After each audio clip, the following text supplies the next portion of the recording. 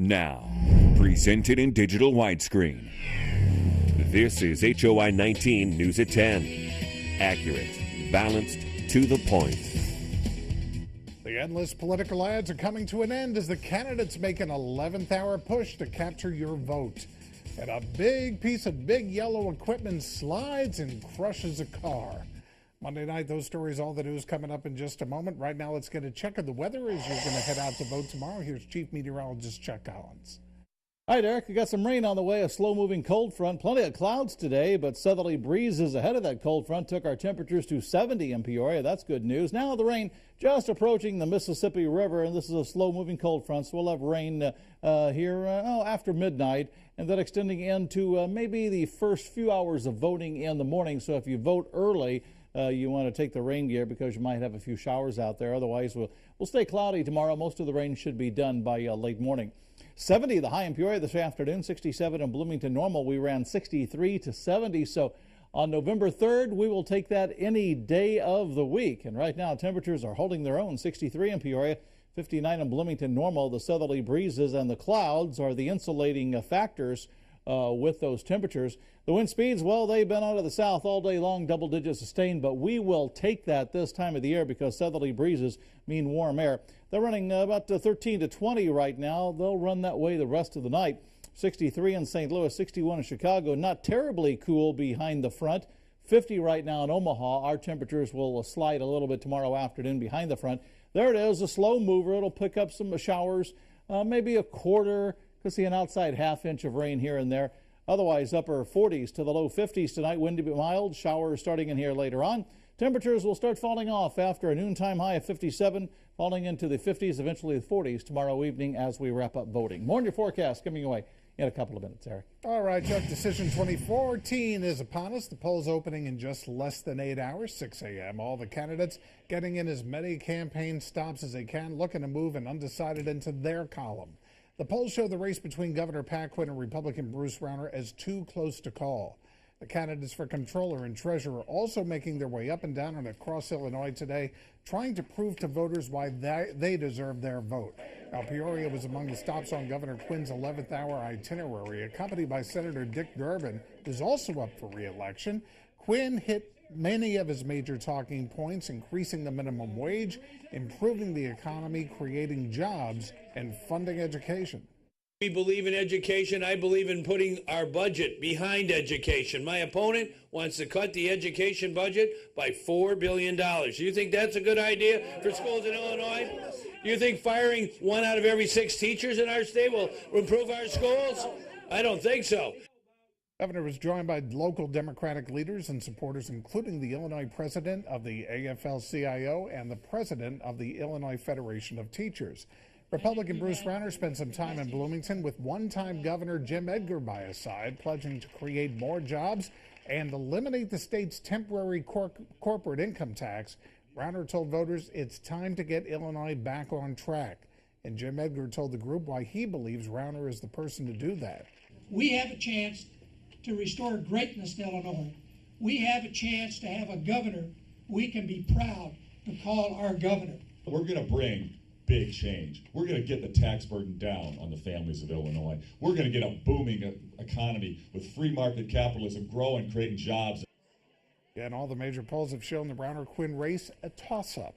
Now, we have all seen our fair share of polls over the past few months. Poll taking, when it's done right, it's an extremely complex process, and changing technology means a constantly evolving and expensive science for pollsters. Here's Libby Allison.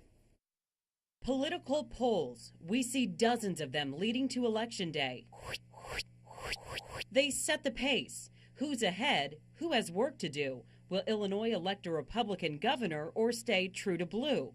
The polls tell a story both for the voters and the candidates trying to get their message to the masses. As a candidate, you may think what you're talking about is important, but through a poll, you figure out real quick, you know what, folks may not care about issue X, they really care about issue Y. But our reliance on polls begs the question, can we trust them? Technology is constantly transforming, presenting pollsters with a challenge to provide accurate, trustworthy data. Phone surveys can no longer reliably reach most voters.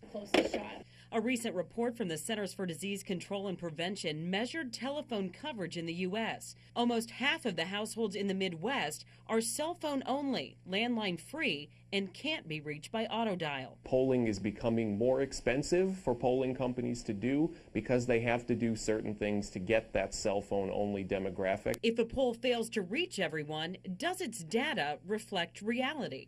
We surveyed a small group of Central Illinois voters. Among all of the respondents, 70% do not own landlines. And in that group, 29% identifies with the Democratic Party, 36% Republican, and only 21% of the cell phone only crowd has ever been asked to participate in a political poll. Pollsters know the importance of including cell phones in phone surveys. There are entire groups of people, younger, lower income, more urban, who are difficult or impossible to reach by landline. When you're using landlines only, you're getting a large sample which overrepresents older voters.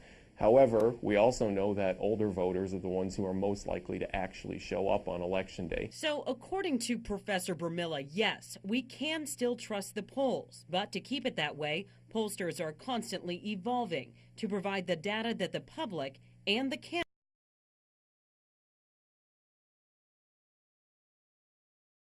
Allison reporting. Lieutenant Governor Sheila Simon's looking to land another job tomorrow. She wants to help Illinois pay its bills on time.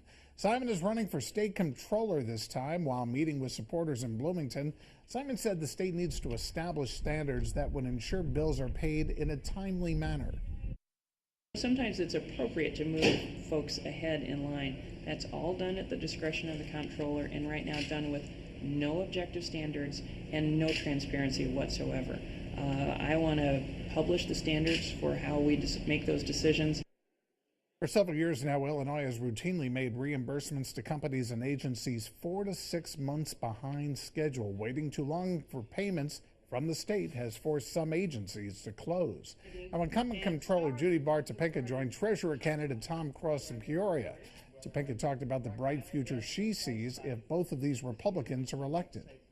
The idea of bringing us together and working in this combine is fantastic. The things we'll be able to do together, I think, are great. I really am pleased by that. Tom Cross's opponent for treasurer is Democrat State Senator Mike Frericks of Champaign.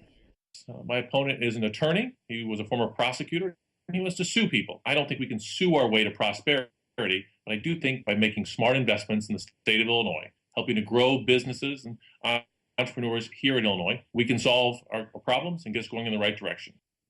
Frerick says he wants to use the Treasurer's office to help grow farming and making investments in small businesses and entrepreneurs. By the way, beside the candidates, voters are being asked to decide a few referenda, some binding, some are not. First, victims' rights, which expands the rights already given to crime victims and allows them to enforce those rights in court. The courts would have to protect the crime victims from harassment, intimidation, and abuse. Judges would also have to consider a victim's safety when setting bail, granting parole, and when determining a convict's release. And the amendment also calls for a victim to be notified and have the right to a hearing before any of their confidential information would be released. Now, there's also the Voters' Rights Amendment. It ensures that no one is denied the right to register or cast a ballot based on race, religion, creed, gender, their language, income, and sexual orientation. Other questions are non-binding on the ballot. One involves raising the minimum wage from $8.25 to $10 an hour. Another calls for all insurance with prescription plans to cover cover prescription birth control, and a proposed tax on millionaires, which would go toward classroom education. And keep it here on HOI 19 for all of your election coverage. It begins at 5 a.m. on Daybreak. Other news now, a federal judge denies bail to a teen accused of knowingly trying to provide material support and resources to ISIS. 19-year-old Mohammed Hamza Khan will stay in federal custody until his arraignment. A federal prosecutor presented evidence that Khan was a danger to his community, who has been radicalized and is not just a misguided teenager. It was also discovered that Khan's 17-year-old sister and 16-year-old brother were arrested with him as they tried to board a flight to Turkey at O'Hare. They have yet to be charged. A woman from Tennessee pleads not guilty to charges that she swindled a former Peoria couple out of their life savings, over $1 million worth. 42-year-old Martha Bizel was appointed guardian of a disabled Peoria County couple back in 2011. She allegedly moved the couple to Tennessee and looted their assets. Bizel could get up to 20 years in prison if she's convicted. The rebuilding continues in Washington 2 weeks shy of the tornado's one-year anniversary. With winter on the horizon now, those who have not yet rebuilt must put orange snow fencing around any holes or open foundations. A chain link fence requirement was discussed previously, but the city decided against it because of the expense. There also must be a no trespassing sign posted. Just making sure that the foundation or whatever is left of the house is safe, and that anybody that may be entering that part of the property is kept safe, and certainly to reduce any liability on behalf of any of those residents. If a property still has a foundation, the owner has to submit a structural engineer's report to the city that says the foundation is intact. That is due by November 30th. More than century-old property in the town of Normal is going to be getting some help thanks to town leaders. The town council tonight voting to enter an agreement with the Emmanuel Bible Foundation for maintenance costs of Broadview Mansion. The property is on the corner of Highland and South Fell, and it's owned by the foundation. The town will provide up to $70,000 a year for upkeep. It's going to be a good partnership, which will help in the decision-making process and in any restoration or meaningful uses for the people here. Should IBF decide to sell the property, the town has the first dibs on buying rights. Next up tonight, a young child shot and killed at home. A big piece of Caterpillar equipment crushes a car, and a soccer match and a hockey game breaks out. Even the cops get involved with handcuffs. You're watching HOI 19 News. Accurate, balanced, to the point. You're watching HOI 19 News. Accurate, balanced, to the point. 5-year-old boy is shot and killed, and police in Cincinnati are having a hard time figuring out how it happened. They say the father heard a gunshot at his home and then found his son bleeding to death after being shot in the face. Police have not announced any charges in this case, nor have they said that a crime was committed. Right now it's being called a death investigation. Police say they've recovered a gun in the house, but they have not determined if it was the gun used in the boy's death. Multiple arrests tonight in the hit-and-run deaths of 3 teenage girls on Halloween. Happened in Santa Ana, California. 13-year-old twin sisters and their friend were struck and killed by an SUV. 5 people have been arrested. Police are not giving any other information. An all-out brawl during a soccer match in Brazil. 3 players and staff arrested. Fighting began in the second half with players throwing punches, and then staffers joined in. One player was knocked out cold when he was kicked in the head while he was down. By the way, in case you had money on this, the game ended in a tie, 2-2. A miraculous survival in Pennsylvania. A 17-ton Caterpillar excavator falls off of a semi-flatbed, lands on a car in the opposite lane. Driver of the car says he was on his way to work when he noticed the excavator sliding off the flatbed. The truck driver who was hauling the excavator acted quickly, helped the driver get out of his car with just some cuts and bruises. Police say the flatbed may have blown a tire in transit, causing the excavator to slide. You know, the expression "kill him with kindness" is being taken to heart by an 8th grade girl. She is traveling the nation to fight the battle against bullying. 12-year-old Acacia Woodley was welcomed today by students at St. Thomas School in Peoria Heights. Acacia was born without fully grown arms and was bullied, and she decided to sit down with the bully and become her friend. Well, now she's trying to spread the solution of friendship to every school in this country. And today she presented her signature friendship bench to her new friends at St. Thomas. If you're sitting on the friendship bench, it tells them that they need somebody right now to be able to have a friend and talk. All they need to do is be kind to someone else, and then not only will they have friends, but they'll be nice and they'll still have some focus on them. Sherman sponsored this bench. So far, Acacia's friendship benches sit in more than 100 schools around the country. Chuck's back with the 7-day forecast when we come right back.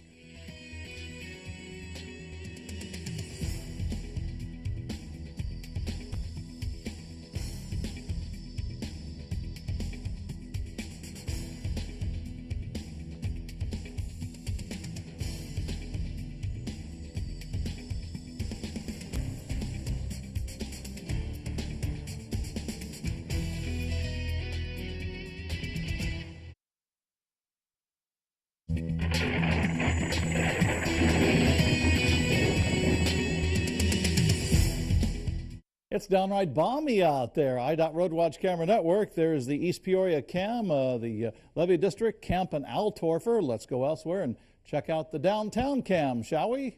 If we can. Avanti's cam. There we go. Unity Point Health Methodist. There's the time lapse. Had a little bit of sun, but the clouds came in. But that was okay because the southerly breezes transported mild air into the heart of Illinois. And that's how it looked on the time lapse at Avanti's. Counter Company cam, Tower Park in the Heights on the time lapse there. The Zoo cam, yeah, you guessed it. The line's going crazy in this lovely weather. They love it. Pekin Insurance, Pekin Hospital cam, fast moving Lions, and we ain't lying either. And here's the Bratcher Heating and Air Conditioning geothermal cam, Hewitt Hall at ISU. Let's dial up the Doppler and show you the showers we have coming in. A lot of clouds today, but the southerly transport of warm air in here took us to 70 in Peoria. And here are the showers in areas around maybe Monmouth and Warren County. Could be getting to Galesburg now. Very light showers because the air is very dry. We'll call for overnight showers and showers at least for the first few hours of drive time in the morning. Showers every couple of days and up and down temperatures. We topped out at 70 today. We'll be in the mid-40s at the end of the week. 62 in Peoria, 37% humidity. That's still relatively dry air with the clouds in place, so that's why we're not squeezing out a lot of moisture yet. It's taken a while. And southerly winds at 20. Bloomington normal at 57. South-southwesterly winds howling at the 26 miles an hour. Area temperatures upper 50s, low to mid 60s. 64 in Galesburg looks like the hot spot. 57 at Uptown normal looks like one of the cooler spots around the region, but everybody comfortable. Wind speeds, well, they're running anywhere from 13 to about 26 sustained. We'll see those the rest of the night. They'll start shifting to the west behind this front later on in the morning. 62 in St. Louis, 61 in Chicago, a bit cooler behind the front. Omaha at 47. We'll be in the mid-40s the latter part of the week. Here's the cold front itself pushing through the area. Got a counterclockwise spin of an upper-level low that'll pinwheel some energy in here Thursday with a chance for some showers. We'll be in between systems Wednesday. Then another shower chance comes our way Thursday. And then as we get into the weekend, another shower chance comes our way Saturday. And that's just another reinforcing shot of cooler air coming our way. There's that little upper level disturbance for our Thursday showers. Tonight, though, cloudy sky, showers later on. Windy mild, 47 to 52 on the low side. And then tomorrow we'll go cloudy skies, morning showers, steady or slowly falling temperatures, mid-50s noontime, falling into the 40s tomorrow evening as we wrap up voting. In between systems on 61 Wednesday, a few more showers on Thursday. Then it's back to the 40s with lows in the 30s with a shower chance on Saturday. But that's 70 out there today. That felt real good for November 3rd. Yes. And odd. All right. Yes. Coming up in sports, a guy who's just sitting around wins tonight's grand finale. Also, the Cubs introduced their new manager to much excitement and no surprise. Sports Finals next. Well, the Election Day forecast will start off a little wet in the morning. We'll see some showers in 52 as a wake-up call. Showers should be out of here by noontime. Mostly cloudy skies will top out tomorrow afternoon at noon, 57. Then temperatures start dropping off by the time the polls close into the upper 40s. Eric? All right, Chuck. Zombies are alive and well, maybe not well or alive, in Brazil, where hundreds dressed as walking corpses to celebrate the Day of the Dead. Nearly 1,000 people dressed up as zombies and walked, slouched, crept in front of Copacabana Beach. Where's Barry? They wanted to scare the living daylights out of people, and some of them did. They walked for about 3 miles, all the time pretending to fight human zombie killers. One zombie said she wanted to change the sad atmosphere of the Day of the Dead. And how do you do that with zombie killers nearby? Odd. It doesn't make any sense. And I'm now going to have that song in my head all night. Jimmy Kimmel's next with Nathan Philly and Gina Rodriguez and Fall Out Boy, followed by Nightline. Have a peaceful night. Don't forget to vote. Spit a buzz.